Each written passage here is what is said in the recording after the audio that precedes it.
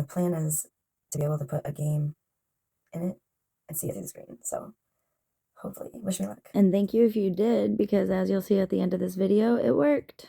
This 3D Game Boy Color inspired Game Boy game display actually came together just as I envisioned and is actually functional. After tracing the pieces and cutting them all out, it's time to grind them and grind them and grind them some more until they're perfect. I'm actually making this summarized compilation of the entirety of the making of this 3D Game Boy Color inspired Game Boy game display. Not only because I thought it would be pretty neat to have, but also because my final reveal videos of this piece haven't gotten very many views. I don't know if it's not being put out there as much for fear of copyright reasons or what, but maybe this video will get a bit more traction. So as always, thank you so much for watching. I love making these videos, and I can't tell you what a huge confidence boost it's been.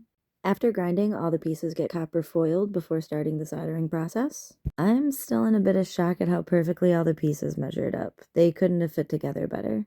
I also cannot describe to you how satisfying this thing is to hold. It just feels really hefty in a solid way. It feels very sturdy. I then made the wire details, coated them in solder, and soldered on the ones that I planned soldering onto the buttons. The same was done for the jump rings for hanging, only with a lot more solder. Have I mentioned that there are a lot of steps to stained glass?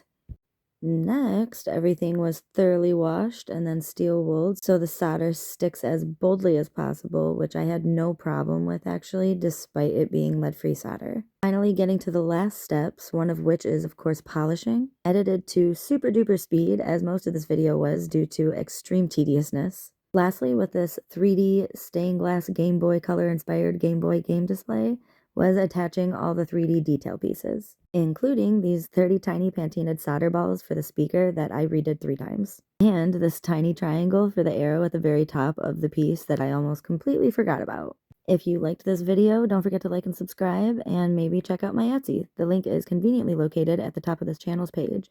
Thank you for watching The Glass Umbrella.